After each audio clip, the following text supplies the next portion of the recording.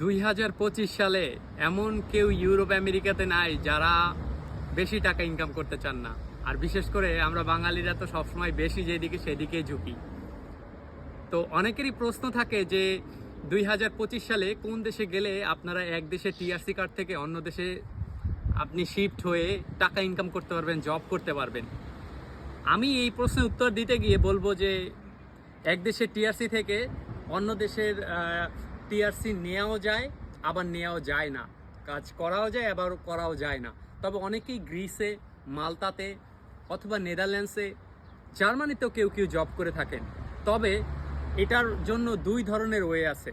এক ধরনের ওয়ে হচ্ছে আপনাকে যদি কোনো কোম্পানি স্পন্সর করে তাহলে কিন্তু আপনি যে কোনো দেশে টিআরসি কার্ডই কিন্তু সেই দেশে সুইচ করতে পারবেন। তবে আপনাকে স্পন্সর করতে হবে যে কোনো একটা রিনোন কোম্পানি থেকে সেই দেশের।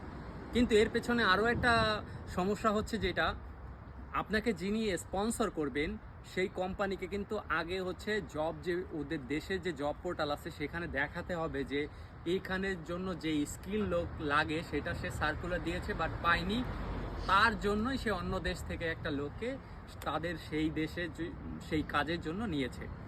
এবং অন্য একটা সিস্টেম হচ্ছে, কোনো আপনি এজেন্সির থ্রুতে, ধরেন এই এজেন্সিটা যদি আপনার কাছে পর্তুগালের টিআরসি থাকে, সেই জায়গার একটা এজেন্সির থ্রুতে আপনার সকল ডকুমেন্ট দিয়ে যদি আপনি কাজ করতে যান এজেন্সির থ্রুতে, এবং সেই যে দেশে যাচ্ছেন, ধরেন জার্মানিতে যাচ্ছেন বা নেদারল্যান্ডসে যাচ্ছেন, সেই নেদারল্যান্ডসের যদি কোম্পানিটি ট্যাক্স পে করে পর্তুগালে এবং তারা যদি সাথে আপনার স্যালারি দেয় এবং এমনভাবে আপনাকে কন্ট্যাক্ট দেয় যে সেই কোম্পানি টু কোম্পানির ডিড হয়েছে, তাহলে কিন্তু আপনার কোনো সমস্যা নেই।